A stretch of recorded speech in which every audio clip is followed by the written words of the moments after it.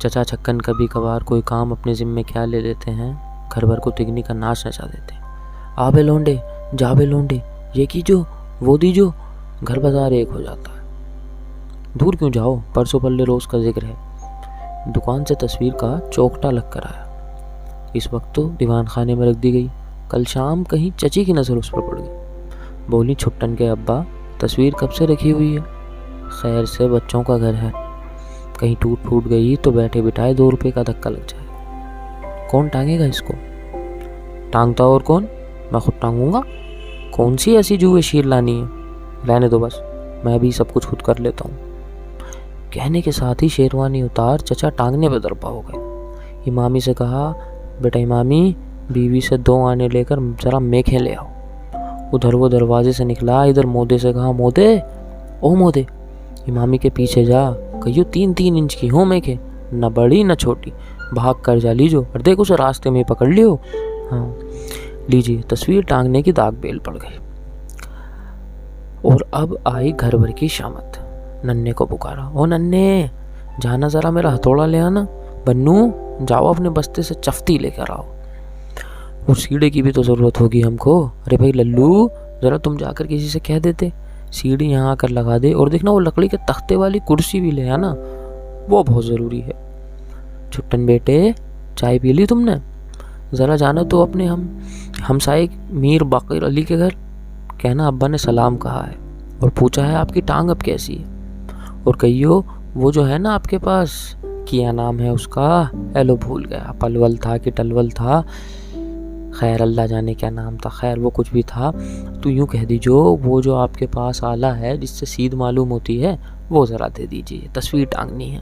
कहियो मेरे बेटे, शाबाश, पर देखना सलाम ज़रूर करना और टांग का पूछना ना भूल जाना। अच्छा हाँ, ये तुम कहाँ चल दिए लल्लू?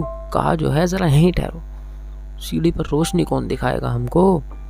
आ गया इमामी, ले आया मेखें, मोदा मिल गया था, 3-3 इंच की है ना, बस बहुत ठीक। लो, सुतली मंगवाने का तो ख्याल ही नहीं रहा, अब क्या करूं?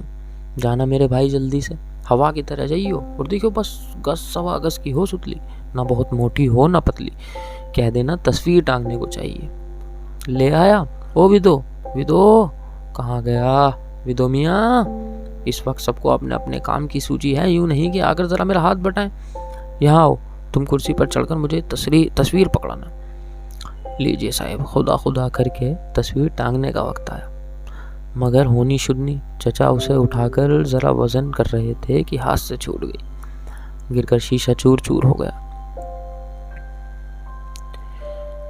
हाय है कहकर सब एक दूसरे का मुंह तकने लगे। चचा ने कुछ खफीफ होकर किरचों का मुआयना शुरू कर दिया। वक्त की बात, उंगली में शीशा चुभ गया, खून की तल्ली बन गई। तस्वीर को भूल अपना रुमाल तलाश करने लगे। रुमाल कहाँ से मिले? रुमाल था शेरवानी की जेब, और शेरवानी उतार कर न जाने कहाँ रखती थी। अब जनाब घर भर में तस्वीर टांगने का सामान तो ताक पर रखा और शेरवानी की ढूंढैया पड़ गई। चचा मियाँ कमरे में नाचते फिर रहे हैं, कभी इससे टक्कर खाते हैं कभी उससे। सारे घर में किसी को इतनी तौफीक नहीं कि मेरी शेरवानी ढूंढ निकाले। उम्र भर ऐसे निकम्मों से पाला पड़ा था। लो, क्या झूठ कहता हूँ, कुछ 6 आदमी हैं और एक शेरवानी नहीं ढूंढ सकते, जो भी 5 मिनट पहले ही तो नहीं हुए, मैंने कहीं उतार कर रखी है भाई। इतने में आप किसी जगह से बैठे बैठे उठते हैं और देखते हैं कि शेरवानी पर बैठे हुए थे। अब पुकार पुकार कर कह रहे हैं, अरे भाई रहने देना, मिल गई शेरवानी, ढूंढ ली हमने। तुमको तो आंखों के सामने बैल भी खड़ा हो तो नजर नहीं आता। आधे घंटे तक उंगली बनती मंदाती रही। नया शीशा मंगवाया, चौकटे में जड़ा और तमाम किस्से तय करने पर 2 घंटे बाद फिर तस्वीर का टांगने का मरहला दरपेश हुआ। औजार आई, सीढ़ी आई, चौकी आई, शम्मा लाई गई। चचा जान सीढ़ी पर चल रहे थे और घर भर, जिसमें मामा और कहारी भी शामिल हैं, नीम दायरे की सूरत में इमदाद देने की को कील कांटे से लैस खड़ा था। 2 आदमियों ने सीढ़ी पकड़ी तो चचा जान ने उस पर कदम रखा।